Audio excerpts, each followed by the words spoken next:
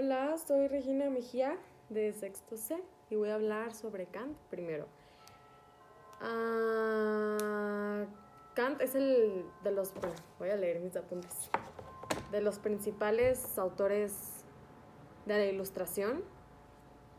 Él decía, bueno, una de sus frases más célebres era: atrévete a pensar por ti mismo. Él empezó a estudiar, cuando empezó a estudiar la metafísica, se empezó a cuestionar y se dio cuenta que cada quien tenía su juicio.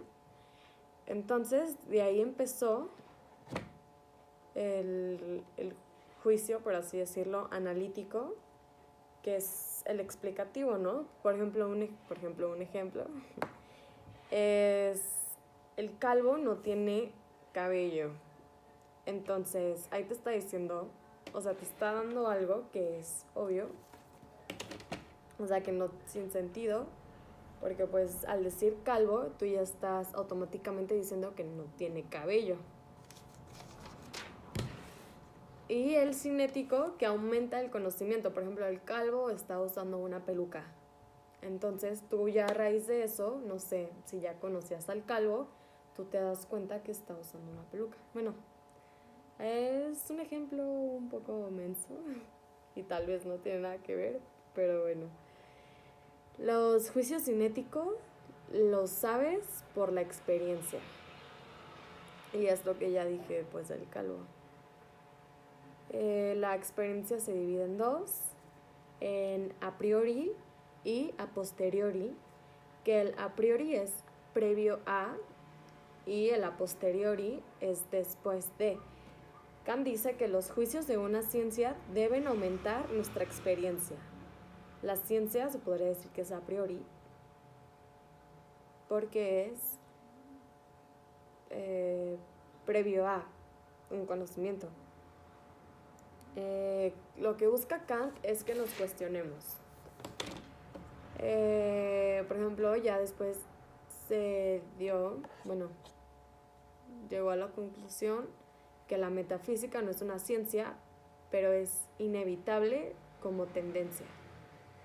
Por ejemplo, el realismo ingenuo, que es lo que vemos, lo que los sentidos nos permiten. Por ejemplo, un ejemplo es el Copérnico, que Copérnico decía que la Tierra era el centro del universo, porque es lo que él podía ver, lo que sus sentidos permitían ver. Y también otro ejemplo, ya después nos salió con que nosotros no somos el centro, y el centro, que la Tierra gira alrededor del Sol y todos los movimientos del universo y así. Otro ejemplo de realismo ingenuo es, por ejemplo, hay una manzana roja y nuestros sentidos nos permiten verla roja, ¿no? Pero, por ejemplo, si un perro está viendo esa manzana que los perros ven como en tonos grises, tiene otra realidad, pues, acerca de la manzana. Y, por ejemplo, si llega una oveja, que ellas ven más colores, ultravioleta y ese rollo, entonces la abeja tiene otra realidad sobre la manzana. Y eso se le conoce como realismo ingenuo. Porque ¿de qué color es realmente la manzana? ¿No? Si cada quien ve lo que los sentidos te permiten ver. La realidad neuménica es la realidad única que no podemos percibir. O sea, nunca vamos a saber de qué color es la manzana porque nuestros sentidos no nos permiten saber el color real de la manzana. Y la realidad feonolomógica, ay, no lo sé pronunciar, es la realidad que percibimos, o sea, lo que los sentidos nos permiten percibir. El empirismo y el racionalismo tienen parte de razón. Kant creía eso. Él dice eso. Todos nuestros conocimientos comienzan por la experiencia, pero no todo viene de ahí. Y de ahí sale el conocimiento crítico, que es la combinación de ambos. Y ya es experiencia sensible más concepto previo a la experiencia. vamos a pasar a la Kant moral, que vienen dos pensamientos, el teologal y el deontológico.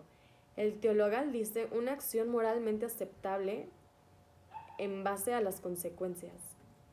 Y el deontológico es el temor a lo que pase.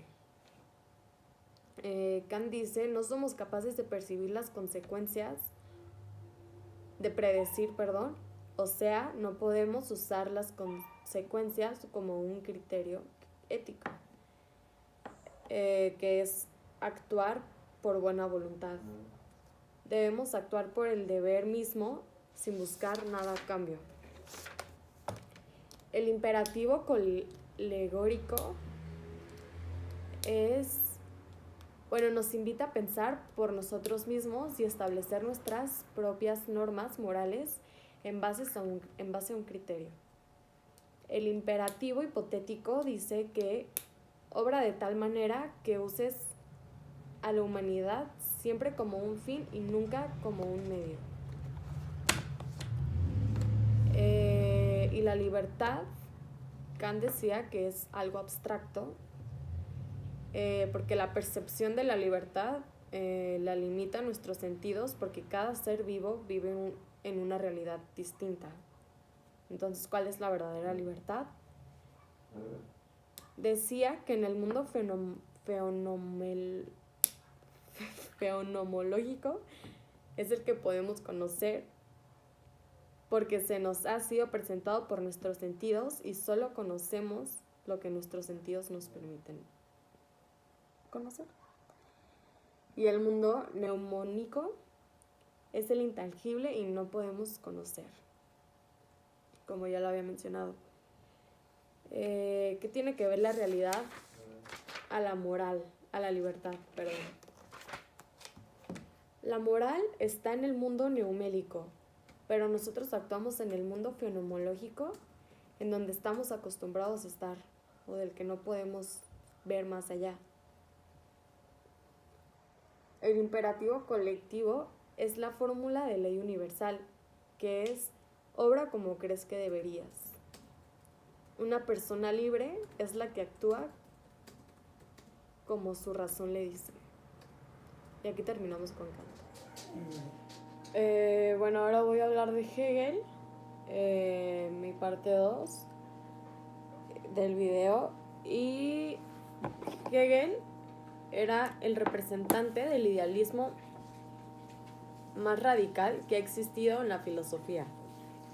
Su filosofía se basaba en el idealismo postkantino y se centraba sobre todo en la naturaleza y el espíritu, que decía que son consecuencia de lo absoluto. Y decía también que la filosofía es la ciencia de lo absoluto. Adiós. Bueno, el idealismo absoluto lo partía en 3, que era la lógica, la naturaleza y el espíritu. En la lógica decía que es la idea en sí misma, y era espíritu subjetivo. Perdón, me revolví con mis apuntes. Era la psicología, la antropología y la fenomenología.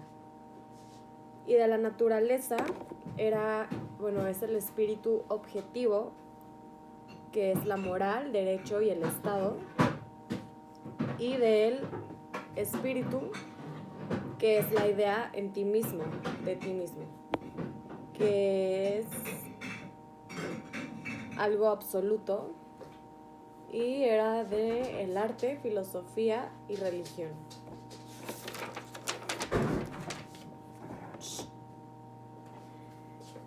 Él decía que lo que es, lo que no es cuanto es. Ese es el espíritu absoluto, a eso se refiere.